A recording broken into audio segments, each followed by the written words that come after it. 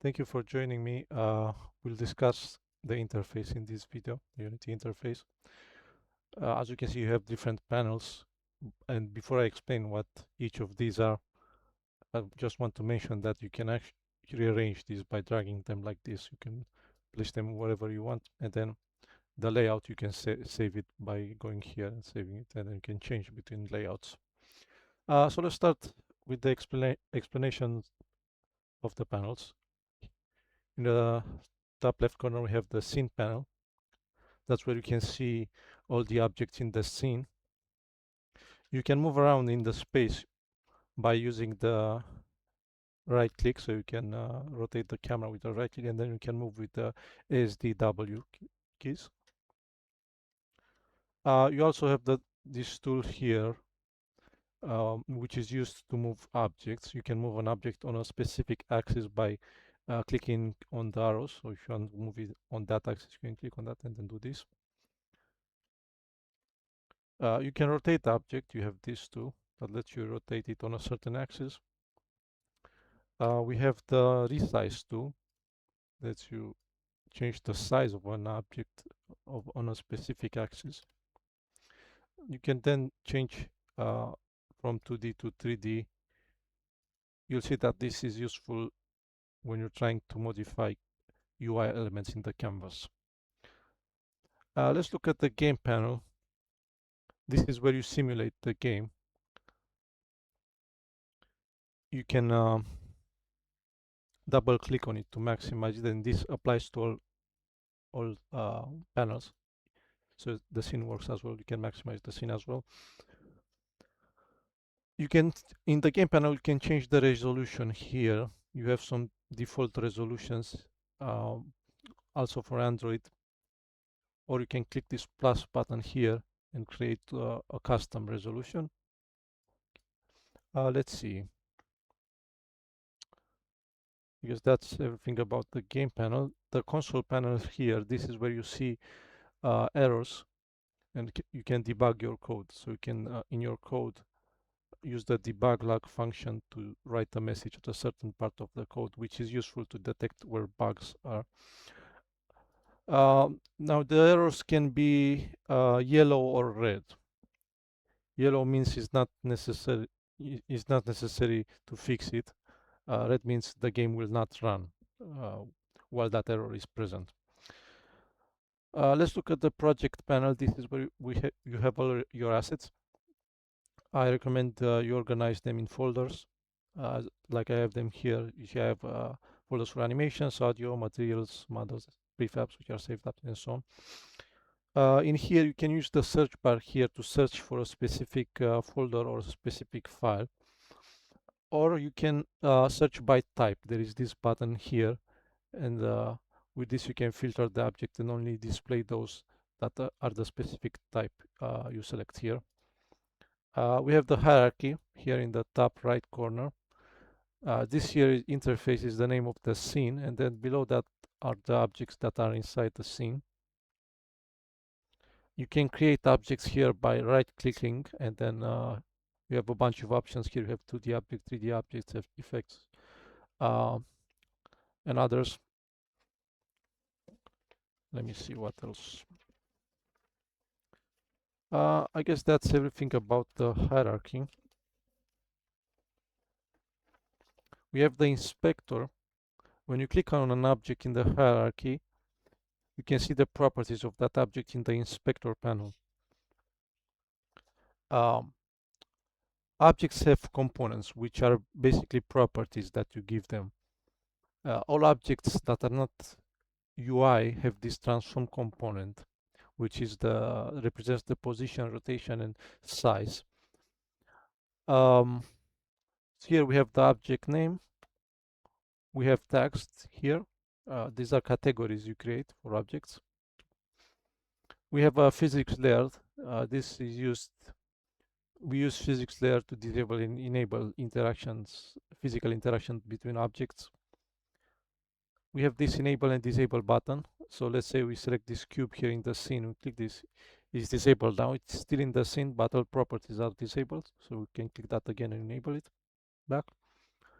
You can lock the inspector. If you click this here, this will lock the inspector, so you can click on other objects while keeping the inspector with this object here. We have this here, the start on top. We have the start, pause, and stop button. So if you press this, you simulate the game in the game panel, and then you can pause it with this button here, and then you can unpause it, and then you can stop it by clicking again on the square button here. Okay, let's look at some settings now. First of all, we have the build settings. So here you select what platform the game is for. By default, it's Windows. So you can go here and select another platform, let's say Android, and then you click this switch platform. It will take a couple of minutes, and this will be converted. This will be converted to Android. Excuse me 1 second. I forgot to share screen on Discord.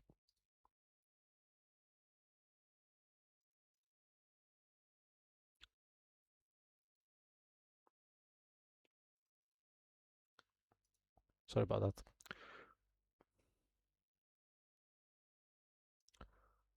Okay. You can add your scenes here in the scene list, the scenes that your game needs. The first one here will be the first one that is displayed when you start the game. We also have some other settings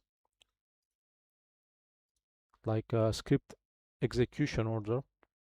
So if you go here to project settings in the script execution order, you can make some scripts execute before others here by clicking this plus button, adding those scripts. So for example, here, this here, Unity Engine Event Systems happens first, and then this here, Unity Engine UI Tackle Group happens last. Well, we have the physics matrix. This here lets you stop interactions between certain physics layers. So if you, for example, I select here enemy and platform, this will stop the physical interaction between platforms and enemies. We have the player settings. Go here.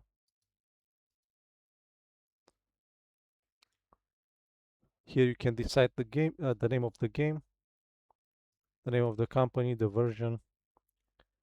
You can add your custom cursor skin here using a 2D texture. You can decide what type of resolution this is,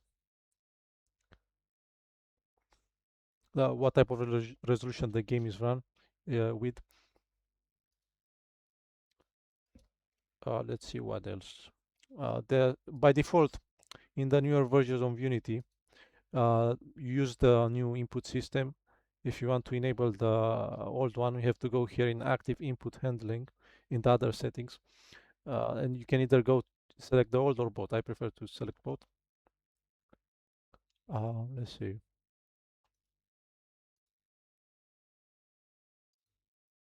We go here to the preferences. In the external tools, you can change your code editor here. I just have the Visual Studio in here. Let's look at the package manager.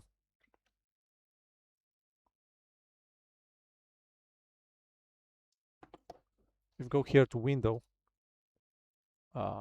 General, no, not General, sorry, Package Management, Package Manager. Here you can download assets from the Unity Asset Store or from Unity. So here in My Assets, those are the assets that you save on the Unity Asset Store. So you first have to download them, and then you click Import, and you can import your project. Or you go here to Unity Registry and download the Unity packages that you need. Couple of mentions are the ProBuilder, package, and the recorder. The recorder lets you record videos without using another program, and the ProBuilder lets you make shapes. it works very well with materials that you download from the Unity Asset Store.